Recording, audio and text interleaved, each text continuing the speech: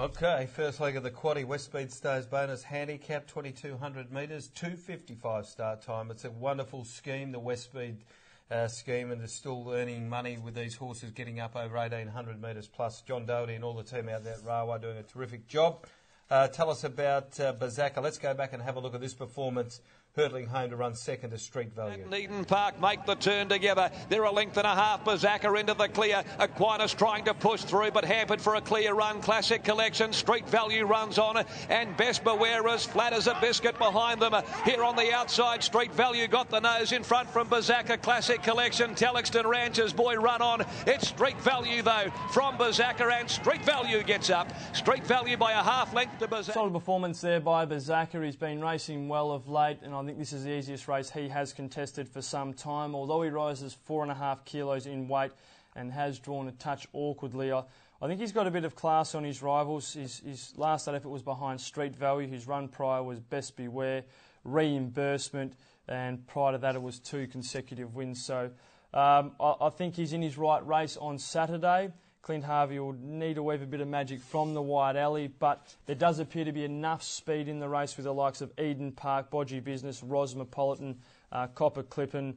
They all like to race close to the speed. Disrupt also from Barrier 1. If he can position just behind them, I think he's going to be very hard to beat. The other Bodgy's getting close, isn't he? He is. He certainly is. So it was a good ride by Jason Whiting. They were walking last start, and he made a mid-race move and he battled on for third. I think from 4 he will be a lot closer than he was in the early part of the race last start. Western Jules, an interesting runner. She was pretty disappointing. She wanted to do a lot wrong. She over-raced badly. If W. Pike can just get her to settle, I think she's going to make a pretty nice horse down the track. I'm not dropping off her completely, but I do think it's a pretty good race for the top weight, Marty. Number 1, Bazaka. Well, Bazaka ready to go up to the Goldfields and do battle in the Calgary Cup for Adam Durant. And, of course, the Bazaka name well known on the Goldfields there with the late great Tony Bazaka. Most certainly. Race 6 on the program. This is the Become a Perth Racing Facebook fan handicap over the 1,400 metre journey. 2 replays to have a look at. The first replay, we're going to have a look at Full Moon's effort back on the 14th of July. She was well back in the field. She makes a late finishing burst down the centre of the track and was able to nail Miss Elga Rouge right on the line. They straighten for home. It's Agrabiz though showing the way about a half a length over into range when they come to the 200 metre mark. A length and a half. Miss Elga Rouge starting to charge home outside of exit, and look at Full Moon coming right down the extreme outside into range. Agrabiz, Miss Elga Rouge, and Full Moon is flying. Miss Elga Rouge hits the lead. Full Moon dived. Full Moon. Yeah, well, that was some sort of a performance, wasn't it, Matt? A terrific ride by Dan Stack. Came inside of the field on the home bend, then worked his way to the middle of the track, and then Full Moon erupted. Juzzy Bain, I tell you what, he can find a horse up there in Hong Kong. Justin Bain, he's a genius at it. And I showed you that replay. I got it out because that's the last time she raced over 1,400 metres, the journey on Saturday. Since then, she then went to a 1,600 behind Sunrange, a terrific run. And even her effort when she got to 2,000 metres behind Hawkeye Mort was a beauty.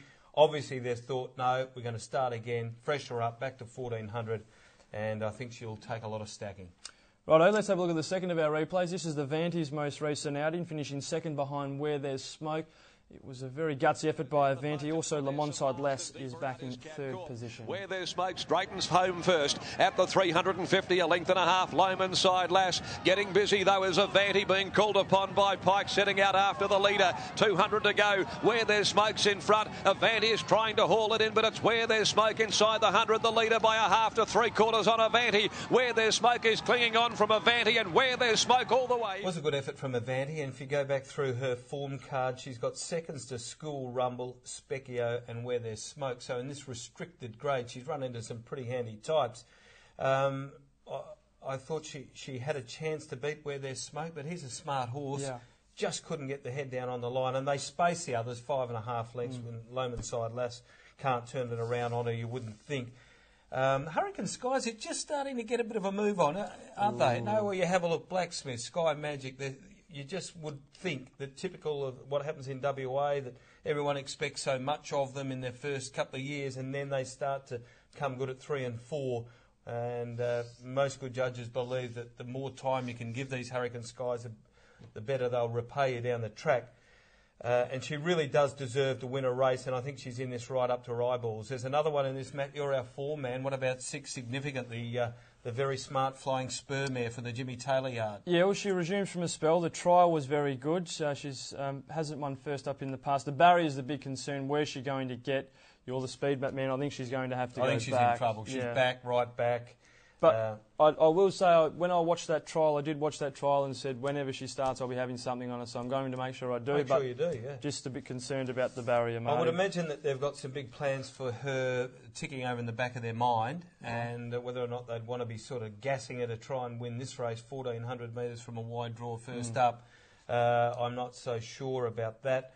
The other one who gets the right draw and comes out of a good race, in fact, Burmese. The run was even behind Blacksmith, and before that beat Revy J.